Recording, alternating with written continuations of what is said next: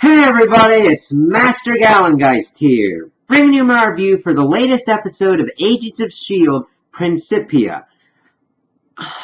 I didn't like half of this episode. I know that sounds weird, but all the stuff that was like with Werner von Strucker and the General Hale Ruby thing was just like, I understand that we'll probably look back and be like, oh, this is what it was building to, but I actively enjoyed the stuff that was going on at the S.H.I.E.L.D. base more than Werner von Strucker and Ruby. So, let's get that out of the way first. We open up with Warner pretty much talking to a psychiatrist dude and finding out that after his brain got zapped, he can remember pretty much everything. It's not like a photographic, it's more like an eidetic memory or whatnot, but he can completely remember things as we see throughout the episode. Now granted, I don't mind this kind of character development for him. It's just out of nowhere and feels disconnected mainly with what's going on. I'm like, oh, okay, because we learn later on that he can actually remember even the pain of being beaten as a child. But a psychiatrist dude was trying to bring up that stuff and deal with the trauma, but he's talking about like the dude's daughter and all that and all this information, and he's pretty much trying to get himself chemically lobotomized, which I thought was intriguing. But he instead gets brought to Hale and all that kind of stuff for her team. And at first he like wakes up there thinking, oh, I should have been lobotomized, but I'm not. Kind of walking through the halls, gets some food, gets a knife and all that. Of course, Ruby comes in like the typical kind of teenager and just gets stuff. He's shouting for answers, but she just ignores him. And then we continue on. He later finds her doing training and everything. And I was more interested in Warner's character than Ruby's. I mean, I really haven't got much to latch onto her. I don't think that she's...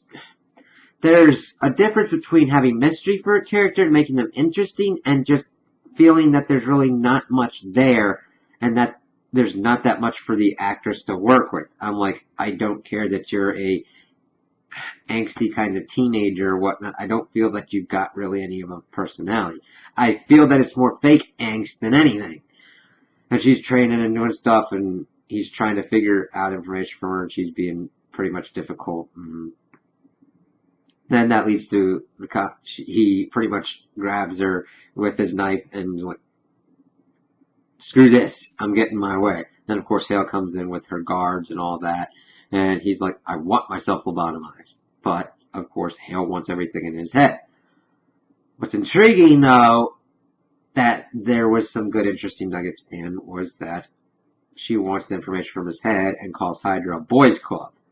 Going, okay, she's trying to set up her own thing. Is this going to be like the AIM?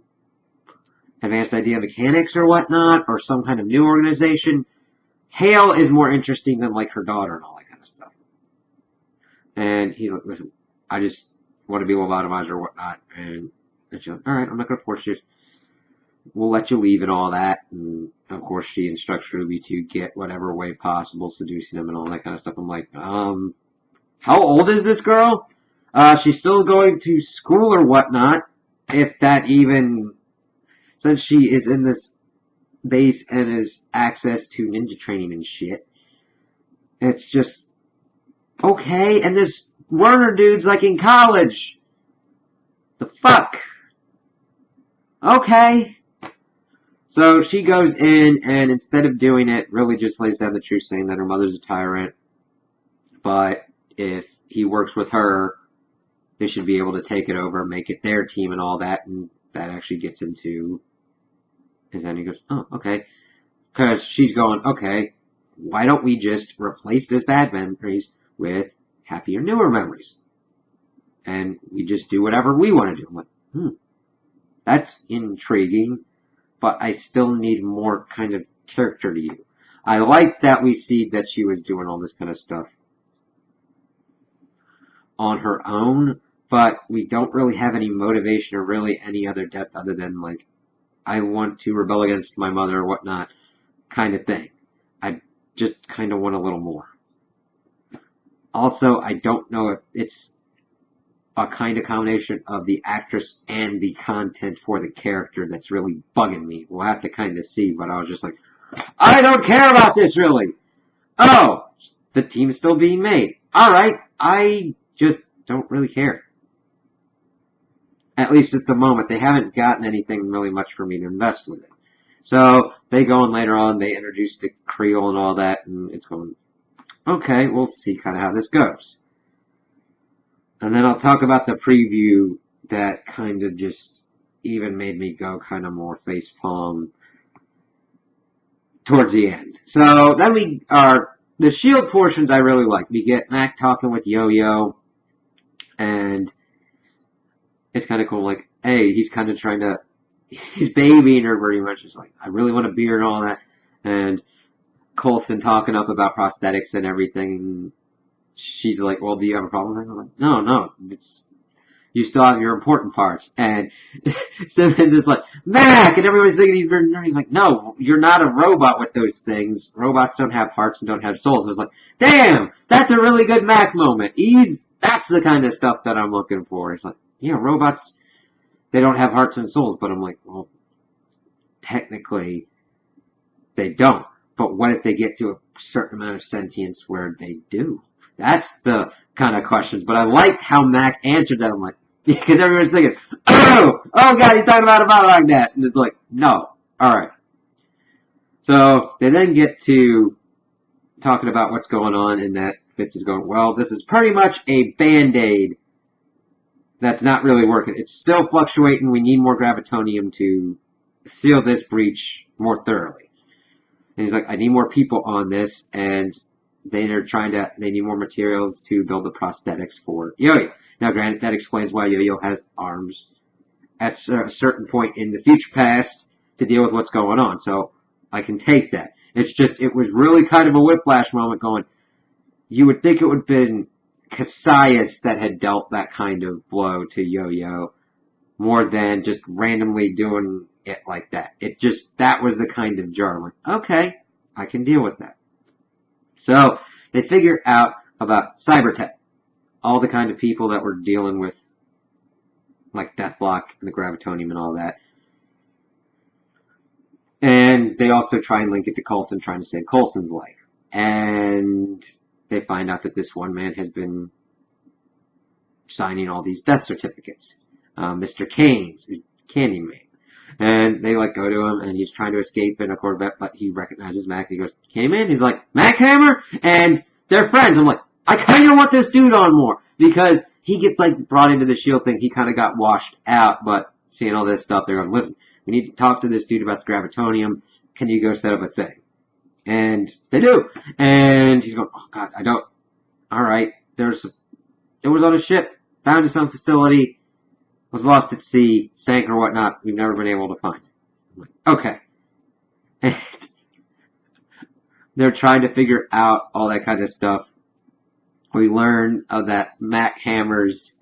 We learned that the one dude's named Candyman because he could get anything for anybody, test answers and all that kind of stuff. And we see their high school photos and all that stuff. And Mac Hammer was that he was really into MC Hammer and can't touch this kind of stuff. And he's like, this doesn't leave playing. Alright? It's just cool getting that kind of stuff with Mac. I really like his character. And I think that they do a good job with him when they actually focus and go into his backstory. He's a cool supporting character that I think they are doing a lot better stuff with, dealing with the Ghost Rider stuff that they had in the previous season, and just kind of bringing out some more kind of funny facts.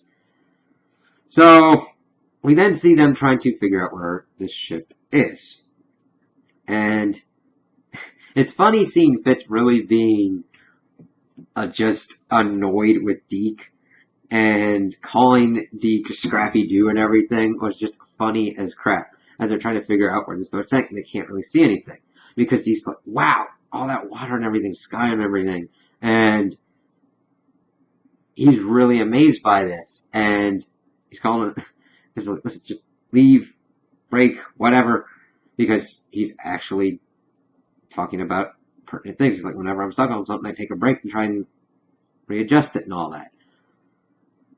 And of course, we're getting fluctuations from the opening to the fear dimension, and he kind of goes off. We get a cool moment where Fitz and Simmons are recognizing that they're like husband and wife.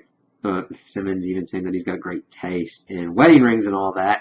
And also talking about hyphenating their names to Simmons Fitz. And it's just like, yep, that's cool. So Deke then kind of goes back into the pantry and he finds and discovers the joy of Twinkies. Deke has had really good characterization since being brought into the past, our present, and just really having fun with this character. At first, I didn't know what they were kind of going to do with him, but it's just funny seeing him react to these certain ways. And the actor just really, you just see the juxtaposition of his character and Ruby. It's just, he's just doing all this kind of stuff and infuses him with an interesting energy about, oh God, Twinkies! I have to find whoever made these and thank them! And then we get his mom popping up. And it's crazy because, as senior making friends and everything, and he's like, leave. Bringing up this kind of saying that her mother said about, like, it doesn't matter how big a step it is as long as it's in the right direction. And then, of course, she gets killed by a Kree dude, and Deke takes him out, and Simmons comes in to check on him. We had also seen that Simmons has been dealing with Yo-Yo as she was breaking down that they couldn't change the future, but she's like, listen, we can do this time. So our group goes, and they're trying to figure out what's going on, and he goes, wait a minute. Yeah, I got to think about like all this because in a conversation afterwards, thinking about up and down and all that kind of stuff. I got to deal with the ocean and the sky, and he's like, wait a minute. And he has the idea that wait a minute, if it was in a thunderstorm and got lost, what if the lightning strike hit, turned on the supercharged the gravitonium, and the ship's in the sky? It's like, okay, we'll have to see about that, and they're able to find it. And Candyman is like, oh my God, I'm seeing like a flying ship. It was crazy. And so they get on the ship. And I'm thinking, thing's been lost for like 2 years. And it's like 25,000 feet up in the air. It's like, oh, Jesus. So they're going through and they find that the gravitonium's gone. And we see that there are mechs. Well, they're referred to as mechs by Hale, but Hale's mechs are on there. But they do find a softball-sized thing of gravitonium. And, okay, if you got like a plastic box or something, you can just take it, but don't touch it. And then he calls me like, all right, Mac Hammer, don't touch this. He's like, and Max was like, really? He's like, listen, it had to be said. And I agree with Coulson. There's certain times that certain jokes have to be done. This was one of those. And seeing Mac just get it, he's like, got 90 seconds to get out.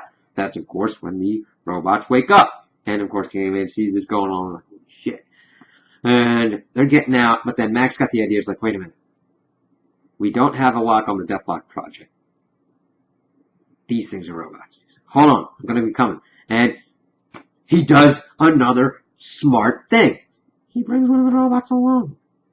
At first, I thought he was going to chop off the arms, but he just brought the whole body because they got back to the base to use the gravitonium to help seal the breach. And he brought beers for Yo-Yo, and hey, I brought your arms too. It's like, yeah, that's cool. But before this, we had seen that Deke now understands the whole thing about Fitz and Simmons being his grandparents. Because Simmons was talking to Yo-Yo and saying about it doesn't matter how big the step is as long as it's in the right direction. He's like, holy shit, that's what my grandma would say. And that's the stone fragment of the monolith, and he finally clicks it together. And there was another kind of cool part where we see Fitz do the whole back thing and Deke doing the same thing. It's just, there's a lot of cool stuff. And then when Deke realizes it, it's like, that's my grandma. That's my grandpa. And he makes a grandpa joke and is like, yeah, they're kind of getting into it. So that's kind of where they ended off. We got Mac having a heartwarming moment with giving beers for Yo-Yo and her new arms and all that, and them just bonding together. And that's kind of where that was left off. We hadn't seen what completely fell out with the whole gravitonium. That could be later on. But at the end of the episode, we get a preview for the next one, and it seems like they're just scrapping in all of the old unused villains or not unused or once used villains for Hale's team. We see the frickin' Ivanov dude back. I'm like, oh, God, okay, with Creel and everything, and Creel's interesting, I'm cool with that. Ruby, Strucker, and definitely Ivanov, I'm like, we already did this, it's weird, I'm like, new ones, please.